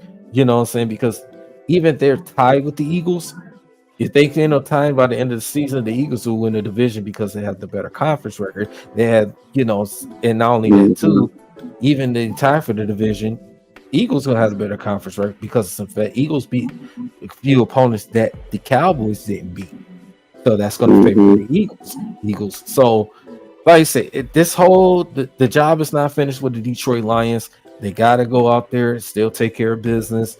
If they beat Dallas, go out there, rest your starters. Don't play your starters. Don't play golf for them. Rest them against the last game at home against Minnesota. You put Hendon Hooker out there, get him some reps out there. Teddy Bridgewater, they should split. Hey, Teddy played the first half, Hendon Hooker played the second half. Whether we win or lose that game, we want our starters, starters to be healthy and ready for this playoffs. That's the important thing. So Lions had the opportunity. Let's take care of Dallas. Let's go up there. Let's get Dallas their first home loss of the season, and we go out there, take care of that. We'll see how that plays out. Whether we number 1 seed, number 2, or we just end on with the third seed at the least. So we can't go fourth because Tampa is between Tampa and pretty much Atlanta, or maybe the Saints. Somebody has to win that division. So I don't know the way it's looking down there, man. All of them got crappy records. Shit, Saints got crappy record. Somebody has to win. Somebody gonna win it. That shit gonna be by a landslide. It's gonna be like somebody won 2 games more than the other person. The one split or some shit. Like that's how it's gonna end up looking. Yeah, they're gonna have home. Somebody who win that division gonna have a home playoff game. So somebody on the road might be Dallas gonna have to go to them. So, but yeah, Lions got to take care of business, man. So that's what they got to do. They got, like you said, they got to run the football. And you're saying against Dallas, they gotta force turnovers. Put pressure on Dak Prescott, and on top of that, they got to, score touchdowns. Don't kick too many field goals. Got to score touchdowns. You got to put pressure on the Dallas. You got to put pressure on the Dallas Cowboys because there are frauds. They've been frauds for a long time. I can't stand them. Everybody keep talking about how great this team is, Every year they think they're gonna go to Super Bowl. They ain't doing nothing. The Dallas Cowboys are going to be. They choke every playoff appearance. They are national media talk. That's all they are. Yeah, that's all they are. Because then when they lose, you don't hear about them no more. If you already lost, okay. You still hear about them because everybody. Yeah, but you rarely. It be really like when they lose. You don't hear that much when they balling this. Oh, Dallas gonna beat this. Dallas, this the team to beat this year. Bro, they lost 4. Like, come on, man. But like my thing too. This is going out to Dan Campbell and Ben Johnson. Please try not to be cute. I want y'all to take this game serious as hell because. Y'all know we not just fighting the team. We got to fight the referees too. But I don't want the referees. I don't want the Lions to get taken out this game. I don't want them to lose that. I don't want them to lose mind focus set on the game. Y'all know what it is when we come here. Y'all know the referees, how the referees gonna act. Y'all already know. All y'all need to do is come out here and ball out of control, get this dub so we can go back home so we can deal with Minnesota. Because if we win out, we good. Yeah, and then like I said, just gonna take care of business. Like I said, even we beat Dallas. If we don't play us, like I said, don't play our starters against Minnesota at home. Don't play them because the simple fact we need our players, our starters to be healthy going into the playoffs. We got a home playoff game guarantee at home. Let's go ahead. Let's not take any chances for any injuries, any type of setback that's going to happen. Let's not going to take this chance on that. So, this is So it just Ray Moore in the building. Ray Moore. I just started to check in and say what's up. I'm not gonna speak on the Pistons. Yo, we already done that. We already done that, bro. We already did the damage with that, bro. We already done. We already did that, man. But yeah, man. Listen, man. Dante, man, it's been another great show today, man. For sure, man. I had to stop through. I had to stop through because I talked to I know feeling. I didn't talk to him today. I know he wasn't feeling well yesterday, so I talked to him yesterday too. That's funny. Yeah. Yeah, he sounded like he wasn't. Yeah, so definitely, man. So we want to, it's been a great show today, man. Hey, Dante, thank you for coming through. Man, I was gonna come through, bro, because I want to talk about that. I was like, wait a minute. Then I seen your timeline. Like, yeah, I'm finna hop in this one, bro, because this might be the last time I'm gonna get to say something about him. Because I think after this, ain't nobody gonna talk about him unless they just really turn the page and start balling out of control. Right. It try to catch somewhat of a buzz or something, or some type of light, man. I thought they would have learned from the Lions, though. Well, because the Lions have took losses too, but they have bounced back off them losses. Like, look what happened. We got beat by the Packers, right? Mm-hmm. Came out of one of the last two. Mm-hmm. We lost to the Bears. Came out and did the same thing. Like, the Lions know how to bounce back, but that's the thing, man. I think a lot of people like playing for Dan Campbell. Do you think, because they talking about a Coach of the Year award, I really think Dan Campbell gonna get it. Absolutely gonna get it. Dan Campbell. I had somebody telling me he ain't gonna get it, man, because they gonna try to screw him, man. They gonna try to throw something in. I'm like, dog, you don't take a team from worst to first and nobody recognizes that. It's no doubt in my mind he's gonna win Coach of the Year. He's gonna win Coach of the Year. You can say about a couple other candidates out there, but But they have not taken. Dan has made history. Nah. What? This bastard jumps in late as hell. Bro, what's up? He went to the cruise game, the Motor City cruise game. D313XP, my brother. What's going on with you, man? What's going on with you, bro? What's up, fellas? What's going on with y'all, man? Can y'all hear me good? Hell yeah, bro. You clear crystal. Yeah. Just leaving the cruise game. Shout out to the cruise, man. They got a victory today. So a basketball team that actually won or wins. So, it was cool, man. But yeah, man, just everything good, man. Everything's cool. Did you drink that night they lost to the Jazz? Oh man, don't even let me bring that, bro. I was drinking like a milk. I drank a shot of Hennessy. Hey man, even the one from yesterday, I seen the guy. I took a picture of it, and I'm gonna put it on my page. But I seen this guy. He had a paper bag on his head that say "Sell the team" and "Fire Monty." So I'm like, man, it's bad. It's bad. But it's bad. It's bad when you say that shit to yourself. It's extremely bad when you publicize that. When you got a paper bag on your head with dark letters saying "Sell the team" and "Fire your coach." That's bad, bro. That's basically like, man, right. That's basically what it is. It's just bad and then it's bad for Monty because not only do he got to go through this, he got to go through the illness with his wife too. So that's double. That's a double whammy. That's extra pressure. Boy, Monty at them games about to go into the car smoking a blunt afterwards. Like, I don't know what to do, man. Like, yeah.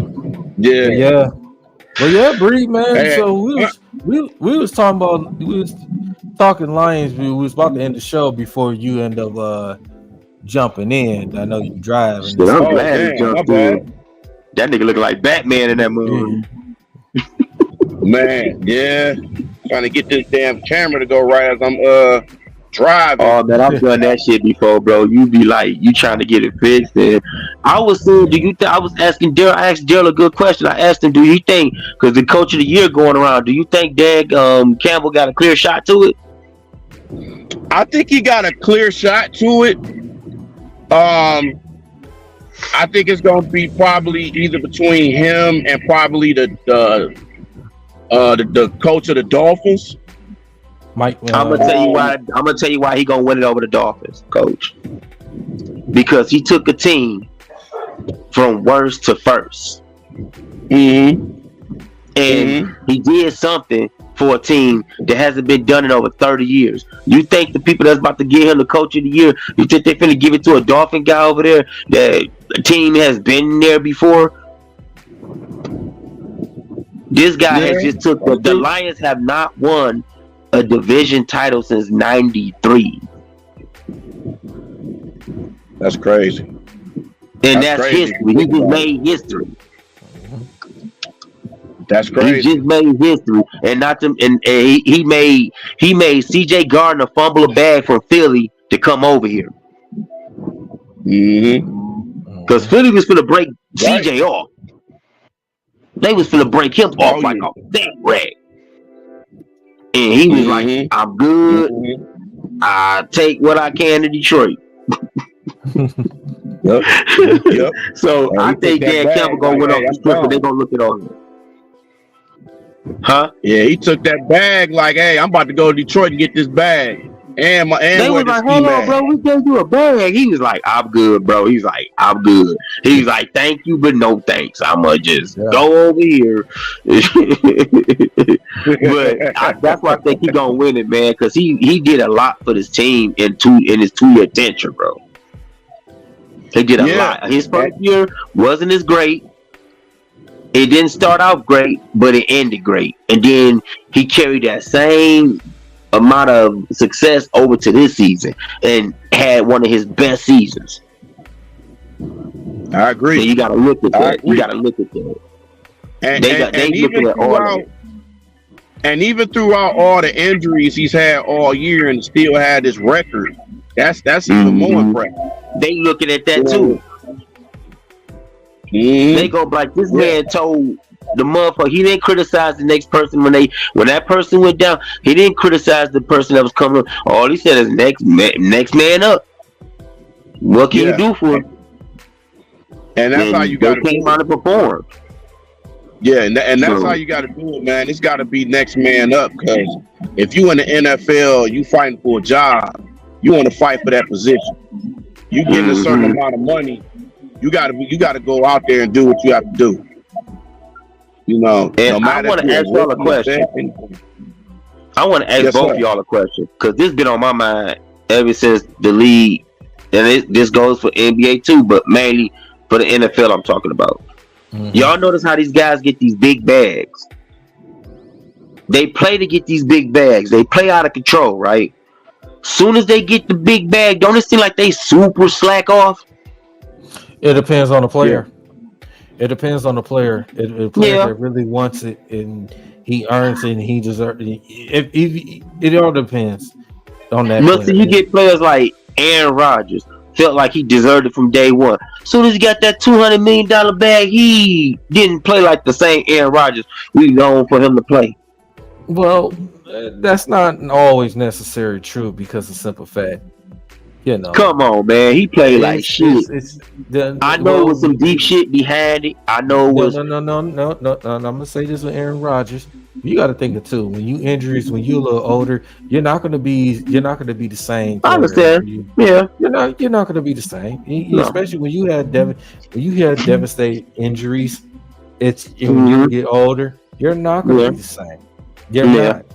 You know, you look at it's all adjusting to. You know, when Tom Brady got that knee injury back in 2008, Tom Brady, he was still able to do better and better until he had to adjust. It's just other players got dementia. I mean, hey man, we got the first down, right? No, bro, it's turnover on down. Get your old ass off the field. Hey, we ain't even on that bitch no more. You doing? Talking about first down? No, bro, turnover on down. You heard wrong. Yes, bro. Boy, Dante, that Browns game. No, but I'm just saying, man. I'm just saying, like, who can I put in that boat that play like shit when they got their bag? Because you be looking like, bro, I know they not paying you all this money to be completely ass, bro. Like, come on. I know the injury thing. Yeah, that's true. When somebody, especially, man, boy, you look at Aaron Rodgers, injury sheet, that shit look like an NBA Live character right now. He got shoulder injury, leg injury, ACL, shit. Like, maybe you should retire, brother. Being an analyst is not a bad job. Trust me. But no, I was just saying, like, certain people get that bag, man, Daryl, and they just be like, I got it. What I need to keep balling out for. I bought out. They gave me what I bought out for. Okay, like this how I look how they look at it. They look at it, let all the other players play catch up. Now, who I believe? I give you another example too. I give you another example. That's played terrible is Jimmy Garoppolo. Exactly. Jimmy Garoppolo got played that big ass bag and just the bag. Okay, I got it. That's what he's sitting back looking at. He's sitting like this, eating shrimp and steak. Like, I got my bag. Y'all gotta play catch up. And you can say the same thing. And you can say the same thing about Russell Wilson too. Yep. Yeah, that's what I was gonna get on. Speaking of Russell Wilson, he's been benched for the last 2 games of the regular season. Well, he's probably finna retire, so I'm pretty sure of it. Because I seen this old ass try to run against the Lions. I'm like, dog, you ain't got it no more. When you got a young Aiden Hutchinson on your ass and you got a young ass Iffy on your ass, you ain't got it, bro. He ain't even see Iffy coming. He ain't even hear Iffy coming. He just was like, I got it. It was like, oh shit. By the time he knew this, he was fumbling. Like, oh fuck. Like, hey, bro, you can't hear that motherfucker running up on you. Hey, Tay, he was worried about Iffy, and he was worried about all that future music that was playing at that game too. You see, Detroit ain't shit, man. Look, bruh, I'm gonna tell you At something about the Detroit. same Detroit, damn no. Detroit. See, this why Detroit ain't shit. I'm gonna tell you why we ain't shit. Because they know he dating Future's ex, so they thinking all this in their head. He gonna be here tonight. We get to do it, and we select the music, right? I would, if I was him, I would have been had some headphones when I came out. Mm-hmm. I'm finna have the Beats by Dre on. I ain't finna hear shit. Mhm. He came out there thinking, oh, they don't know nothing about Sierra. And they do. And that's why they did what they did to you. And you had that, Yep. you had that coding crazy code. And now your ass getting sacked because you heard that shit in the background and wasn't even thinking. And that's why you had a terrible game. Like, bro, he out of here, bro. He just, after this year, you coached and benched you. He already embarrassed you at our game. He cussed you out at our game. So just quit, bro. Just quit. Yeah. Just might as well quit. See, and the thing that cost them to me when they stopped going to Jerry Judy that game, when you had that 40-yard reception, it's almost like they didn't go back to him since after that. But And that's I'm about to contradict you on that, because you remember how Minnesota kept going. You remember how Minnesota kept going. Minnesota kept going at they kept going to Jefferson, Osborne, and Hawkinson. You see what they did with Hawkinson, right? You out of here, bro. Now, okay, Mullen, what you gonna do now? You only got two. You got Osborne over here, and you got Jefferson. What you gonna do? We on both of them. Who's your third outlet? Mullins had no third outlet, and you see what happened. You see what happened? If he said, okay, motherfucker, you gonna keep throwing to this month? I'm finna show you something. Throw to him again and see what happened. And what did he do? I'm gonna throw to him again. And dog said, I saw that. I saw you watching, dog, the whole time. That's how Kirby Joseph was getting him. Yeah, I'm a player. I ain't on him. And then he just like, bro, I'm right here. Like, I know you overthrow him, a man. I'm on it. Oh, you underthrow him, a man. I'm right here too. Yep. Like, where you gonna go? That's why Jefferson was pissed. Jefferson was like, bro, what the fuck? Like, all you had to do is let go of that ball just a tad bit early. You decided to try to do some swim back in shit and got picked. And then, hey girl, I'm gonna tell you something that concerned me about that Minnesota game. They could have shot over to Nick Mullen. Nick Mullen did not once look pissed. He looked like shit happens. That's how he took it. Right. Shit happens. Right. It happens. Bro, you supposed to be mad, dog. Y'all lost at the crib. We became the NFC North. Then on top of that, y'all about to go against Atlanta, and they could possibly run y'all. That's true. And then y'all gotta come back here. That's not looking too good for dog. Yeah. And y'all can't trust. So what y'all can't trust Joshua Dobbs. That's why y'all sat him down. Yeah. So y'all don't. Kirk Cousins out for the season. So what's good? Y'all don't have no backups. None whatsoever. So it's like, what are y'all gonna do? If we sit our players right now and just let Teddy Bridgewater and Hayden Hooker go out there and do the Minnesota game, and let other players like Reynolds and them go in and Raymond go in, we still got this one. Because and let Aiden Hutchinson and them sit back and let the second string defense come in, we still got this one, bro. That's right. It's just that the Minnesota coach should have looked at that. He should have been over there cussing. He should have been over there cussing Nick Mullins out, bro, because that is some bullshit. Like, you literally threw 6 picks. If Kirby Joseph catches his first one that he dropped, and if Brian Branch catches the first one that was tipped to him that he dropped, including the 4 they already caught, that 3 right there, that would have been 6 picks. Yep. And you fumbled the ball. What Dante? All that matters is we won the game. They're the NFC North Champs. We move on to the next game. We play the Dallas Cowboys.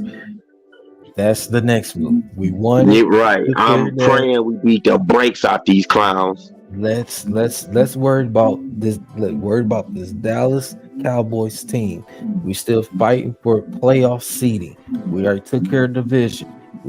Let's worry. This the next step is see what this playoff seeding and going to the last game of the season. Let's rest our starters. Let's put our second and third string in. Let them play. So we going into the playoffs healthy, ready, focused to go out there to advance in the playoffs. Let them go. Kick Will Harris off the team. Okay. There we go. Kick him off the team. Man, you can't come nowhere near this motherfucker. Bro. You can't come in the building. Lock him out of Ford Field. I'm glad you said it, not me. But you see what happens when he don't play. Good things happen when he is not on that field. There you go. Leave tell me, no, Gerald. Tell me I'm lying. I'll wait. Tell me I'm lying. Will Harris has been nowhere near the field. What happened? What happened, Durr? We won 2 out of 3. Come on. Leave Will Harris alone. Man, tell Will Harris leave a football alone. Tell him do that. Tell him leave his pads and cleats at home. That's what you tell him. Leave that shit at home. Call in sick. We'll excuse you. Call in sick. Say you got the flu. Call in sick. You ain't even got to come to the show. You ain't even got to come to Ford Field. Stay at home.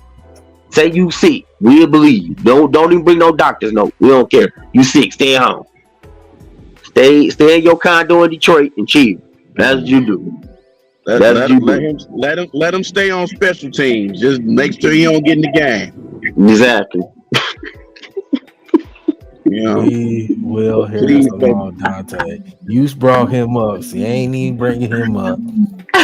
Look, I've been so happy he ain't been on the field. I've been happy as hell. You have no clue how happy I've been. I've been happy as hell, bro. He has not been on the field to cause no damage. Listen, I've been happy. This is not the Will Harris talk, okay? Listen, it's the Will Harris at the field talk. It's don't come on this month. Don't even wear no uniform. Suit up in just wear regular clothes, bro. Wear your sweat, your Detroit Lion sweat outfit. You ain't playing, bro. Don't even worry about it. Don't bring your cleats in. Wear some Air Force Ones from Jordan. He not breathing. He going off by Will Harris. Oh God. Oh no, man! I ain't going off. I just said I'm glad he wasn't out there. That's all I said. I'm glad he wasn't out there. You know, he a healthy scratch. That's what he is. He a healthy scratch. Exactly. I'm glad he not out there. He enjoyed the game like the rest of us. He sat down and watched. I was happy that he sat down and watched. I was happy about that. Yeah. I'm sorry. I know that was wrong, but I'm sorry. I was happy. Will Harris alone. Let him be. Let's be where he at. Don't bring him up no more. Tell him leave the pads and cleats alone. That's what he need to do. Just go be a little league head coach or something, bro. Just don't tell him how to do what you do. Just don't tell him how to look goofy like he do. That's all he don't need to do. Don't tell them kids. Don't be go out there tell them, yeah, man, I caught about 3-4 picks. Man, no, bro, you exactly caught 2 picks, bro. Don't be lying. Talking about you caught 10 because all these kids watched you on Sunday and watched your ass get smoked like a backwood. And so we know your ass is not catching on there. Okay, Dante. No more Will Harris talk. Okay, no more Will Harris. Hey, Tracy Walker got benched too. I was trying to figure that out. Listen, we no more Will Harris talk. Okay. No, I'm talking about Tracy. Tracy Walker got benched. I was trying to figure out what happened to that. Well, Tracy would be fine. He'd better than Will Harris. Obviously, he'll be fine. Yeah. But man, fellas, man, it's been another great show today, man. It's been another great show. I know Bree, you joined in a little late. I know he was at the Motor City Cruise game today. And Bree's been all over the place, man. You know, he been at the Quick Lane Ball. He's at the Pistons game. He's been everywhere, man. Man, Bree be flying to them games, dog. Now I didn't get a chance to go to the Quick Lane Bowl. Unfortunately, I didn't get a chance. I did go to the Piston game because Man, where you get your tickets from? He's a plug. Lions, bro. I mean, as far as the Quick Lane Bowl. I'm talking about bro. Listen, let me tell you about you, bro. You be at the damn you be at the damn G League games. You be at the Piston game.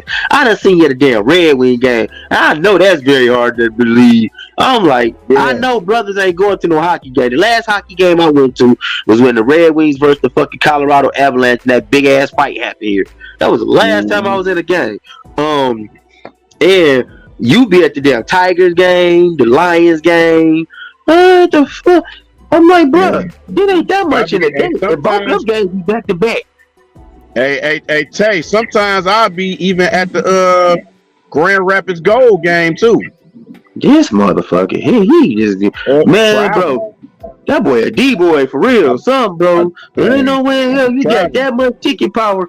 That boy, do you be close, bro? You don't be like nosebleeds. You be close as hell. You be close enough to take pictures with these motherfuckers. Dante, he's the plug for a reason. I know. Well, I believe it now. I'm not a plug, man. I'm just lucky, man. It's luck. Yeah, just lucky. My luck ain't got shit to do with it, bro. You get 5-4 different games out the week, bro. Hey, 0-16. I'm just lucky, man. I'm no. 0-16 got a point, bro. I don't have a socket. She said because he connected. Yeah, he connected like a motherfucker. He connected like a motherfucker. He be on the floor. Bro, you be on the floor of them games. Hey man, the only plug I got is the sports app called Game Time. That's what be hooking me up. That nigga be getting them tickets for discount like a mother. He be paying $100 for flow seats. I wish. Hey, close, bro. Hey, Trey. Hey, Tay, check this out. You can, for the cruise, man, you can get a courtside seat for like $50-$60. Let me tell you something, bro. I went to the Piston game in 2018. No, my bad. I scratched it. I lied. I went 2021. I went with the Pistons versus the Miami Heat. Now watch this. Them tickets had to been a lot of money. Because do you know where I was sitting at? I was sitting a row from the floor. I could literally see these bastards shoot the ball. And was hoping and praying they ain't block one of them bitches and they come swinging towards us. That's how close I was. I was that close. I could see the sweat dripping off these motherfuckers.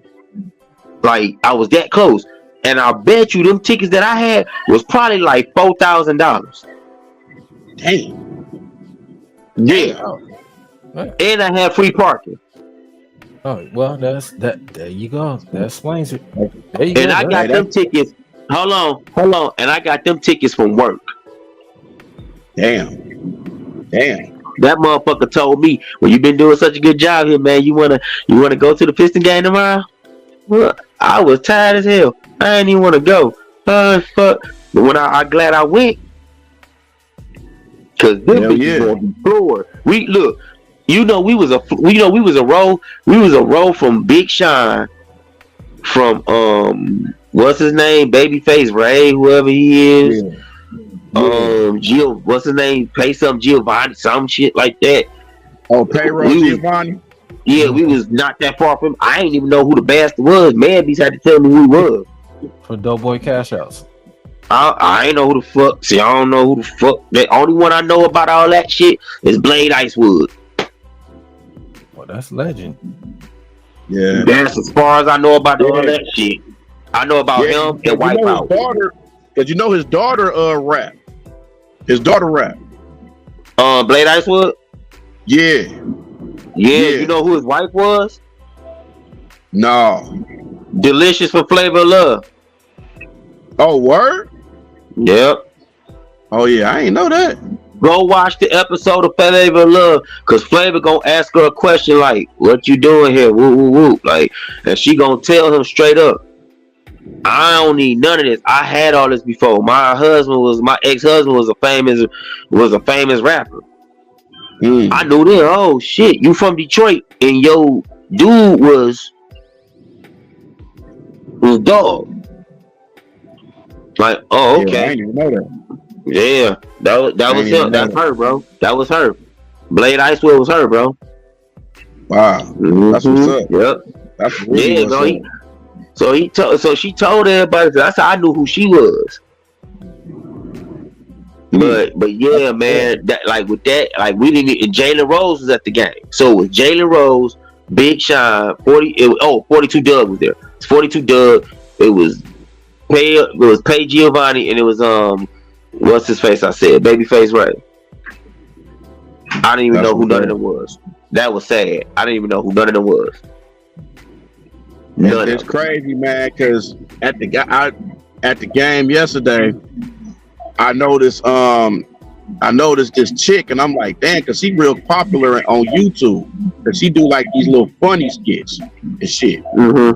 I seen her. I was like, damn, I know who that is. Then I come to find out, old girl name is Kalani Rogers. Because she do like them little funny, weird skits and shit on YouTube and Instagram. She was at the Piston game yesterday. I don't know why the hell she was there, boy. She probably needed a drink when she left that month. Oh yeah, she definitely got some drinks. Yo, I bet she did. She needed them. That shit, boy. I don't think they win in another game. It don't seem like it, man. Cause they, you know they gonna get Trumbull tomorrow because they gotta go to Boston. Ah, shit, man. Then after that, then Saturday they come back home against the Raptors, and they play against the Raptors. It's gonna be 80% Raptor fans. Ah, shit. Well, that's their fault, man. Because we all had y'all been out there talking about y'all want to do the things that y'all want to be recognized and acknowledged like the Lions. Thing I can say about the Lions, when they catch an L, they bounce back quick. Yeah. They look at that shit like that will not happen again, and then they go out there and play like it won't happen again. Sorry, well, listen, man. Listen, Pistons got a long way to go. It's going, this has already been a lost season.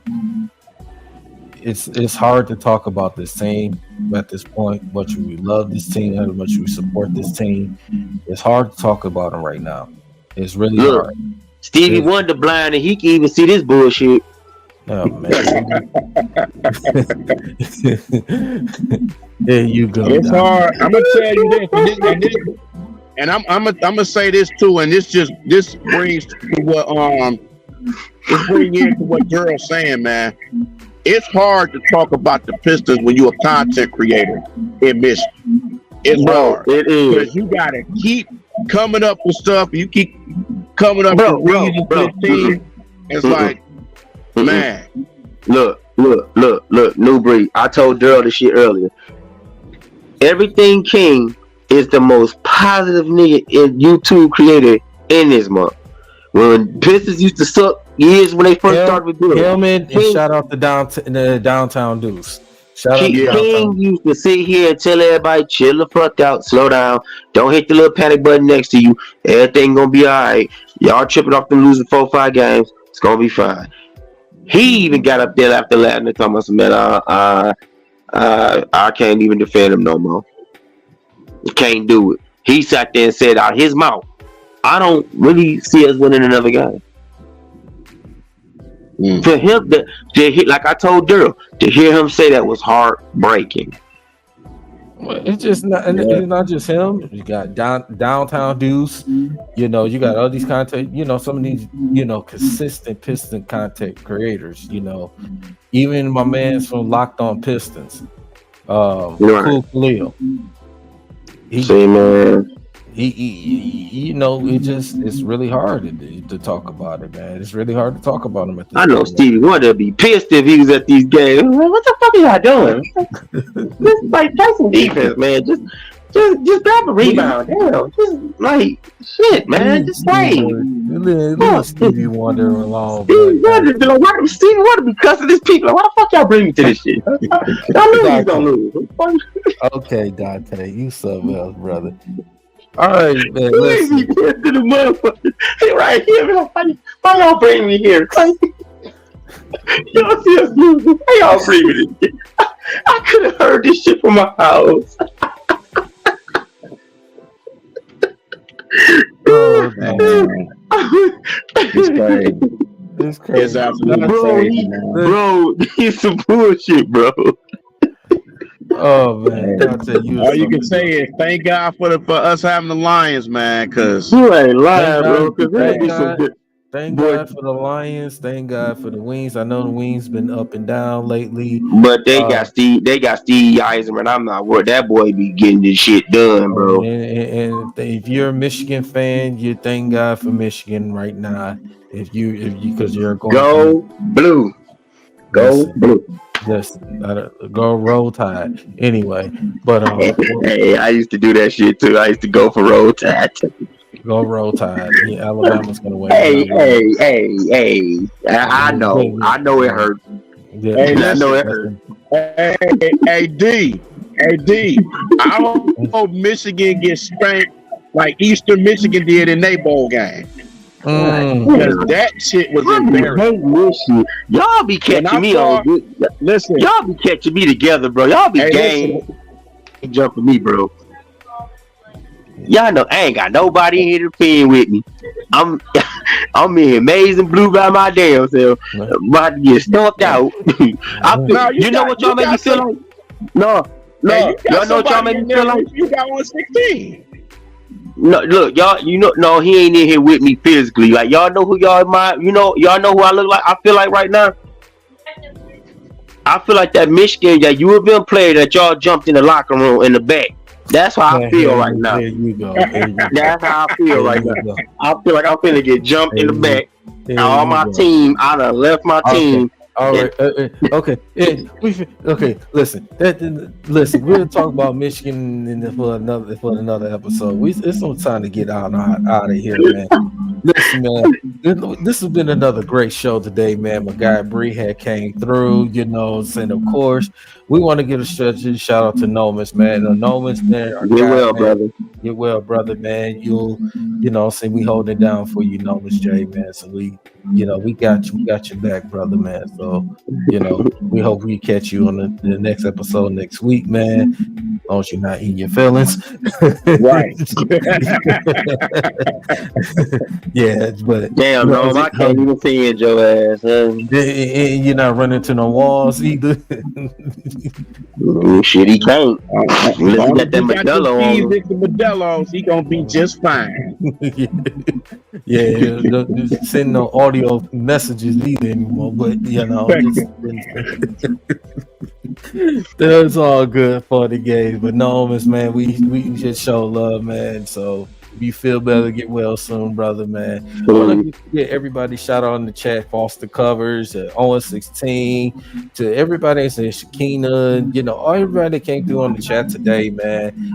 Big Willie Styles. Big Willie Styles came through for a little bit. Dynasty Sports Network, what I'm saying? They was in the chat, man. So definitely, man, it's been, we like to show love and support, man. So definitely hold it down, man. Dante, we thank you for coming through on the show, man. As always. No problem. I try to come. So everybody, so next time we're trying to get Hitman and Man Beast and whatever those guys, Ray Moore, whatever those guys, available again, man. So definitely, man, make sure y'all hit that like, subscribe to D313XP. Follow us on Facebook, Instagram. Like that, subscribe on our YouTube channel. We're gonna continue to grow this thing, keep it going. Myself, Breed, and Nomus, man. And shout out to you and Dante, you as well when you can. Owen 16, you always come through showing love, man. So make sure y'all continue to support this channel. So gentlemen, it's been another great show. It's been over 2 hours. Your boy's tired. Glad we ain't talking Pistons no more right now. I gotta ask you something, Daryl. What the fuck is this? I'm over here by this Piston logo right here by my head and shit.